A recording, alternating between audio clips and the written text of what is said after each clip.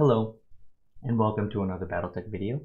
Today I'll actually be reviewing the game by Hairbrained Schemes. Now, for those who don't know, this game is on Windows as well as Mac, and I believe it's also on Linux. For PC, you can purchase it through Steam as well as GOG.com. I'll be posting links in the description below. So in case if after you watch this video you are interested in picking this game up. Now, this game is not a AAA title game, and it's priced lower. I think the retail price is $40, I believe. And if you look for sales, you can probably find it cheaper. I got mine for, I want to say $27, but I would have happily paid $40. But when I went to go check it out, it was on sale at that time. So hey, cool. Now, this game is based off the tabletop game Battletech that was made, I want to say, in the 80s by FASA. I think it's currently right now owned by Catalyst Games, but I could be wrong. I don't exactly know who's currently licensing it out.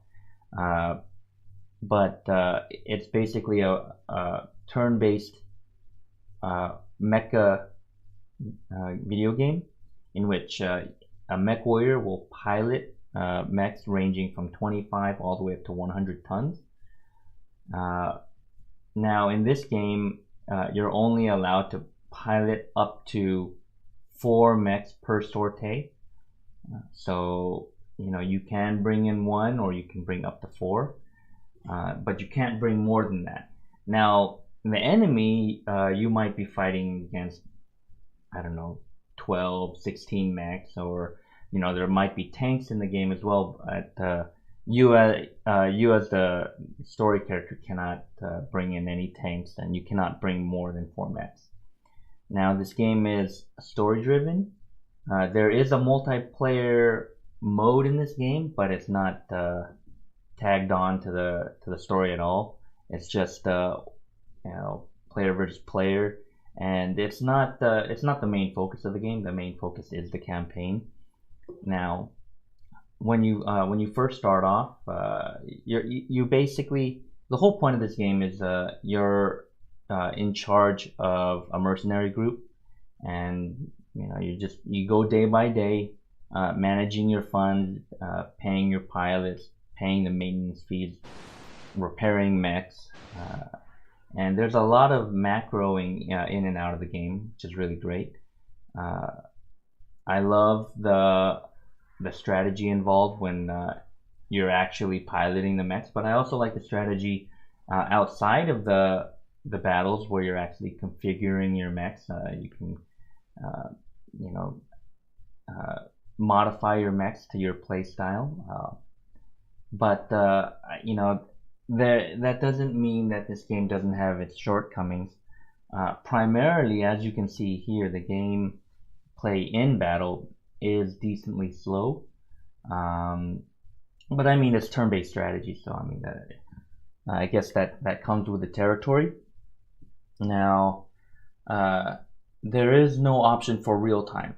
It's strictly turn-based.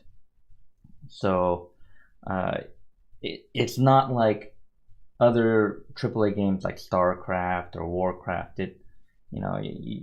It's a game where you can take your time, choose your move. After each move, if you wanted to, you can, go make a sandwich. Save the game, come back to it, a day later. You can pretty much save every turn in and out of the game, or in and out of battles. So it's a slow-paced game, but it's still pretty fun. I thoroughly enjoyed it. Now, granted, before I go on further, let me state that I am a Battletech fanboy. I love Battletech. I love MechWarrior. I've been playing the tabletop since the 80s. I've played all the MechWarrior games. I've played, I want to believe, all of the Battletech video games, but I might have missed a couple here and there. But this is a really great iteration of the Battletech games. It is not completely pen and paper perfect, but the few things that they did change, I don't mind so much. Like here, as you can see, whenever you take a turn for a pilot, you do their movement and shooting all in one go. Whereas in the tabletop, each mech would move, and once all the mechs are moved, then it would go into shooting. But I don't mind. It keeps the speed somewhat in a good flow. But yeah, all in all, if you're a Battletech fan or a MechWarrior fan, I highly, highly recommend picking this game up. Now, for the bad, like I said, the game is a bit slow. The combat is a bit slow. So for those who are more into fast-paced games, if you're not into turn-based strategy, if you're not into Battletech or MechWarrior, I honestly can't recommend this game. But if you have any interest at all in Battletech, any interest at all in MechWarrior, or any interest at all in turn-based strategy games, I highly recommend the game. I personally have clocked in, as of filming this video, over 1,000 hours. 1,000 hours? 100 hours, more than 100 hours. 1,000 hours, that's a long time. Yeah, no, I've clocked in more than 100 hours, and I still want to play it every day. I have quite a lot of fun. Now, I've already beaten the campaign, and after the campaign, your merc life doesn't end. You can just keep going on doing missions, leveling up your mech warriors, finding more salvage, more mechs to get. So there's still a good amount to do after you beat the game. There's a lot of replayability, in my opinion, with this game. I do hope that they have more expansions in the future. I would love to continue the storyline.